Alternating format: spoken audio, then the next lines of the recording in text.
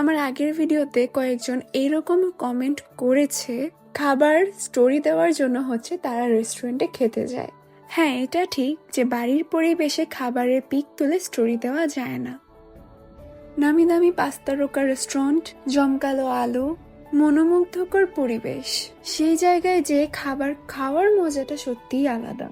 বিশেষ করে যারা বাহিরে ঘোরাফেরা করে, বাইরের খাবারটা একটু বেশি পছন্দ করে, ইভেন তাদের হয়তো রান্না করার মতো কোনো ওয়ে থাকে না, টাইম থাকে না, তাদের জন্য কিন্তু রেস্টুরেন্টটাই বেস্ট। কিন্তু সব খাবার যদি নিজে রান্না করে খেতে পারি তাহলে তার প্রত্যেক দিন রেস্টুরেন্টে যাওয়ার প্রয়োজন হয় না। যেমন আমার কাছে বাসায় রান্না করে খাওয়াটাই খুব বেশি ভালো লাগে, তাই আমি তুলনামূলক রেস্টুরেন্টে কম যাই। আমি মনে করি আমার মতো অনেক মেয়ে আছে যারা কিনা সব সময় রেগুলারলি বাসায় রান্না করে। সারা দিন একটার পর একটা ডিম ভেঙে না হয় কোনো না কোনো কিছু নষ্ট করে করে তারা শিখতে থাকে। শুধু এটাও না, মায়ের বকার সাথে ফ্রি। সো এটাই, সবার মেন্টালিটি এক না।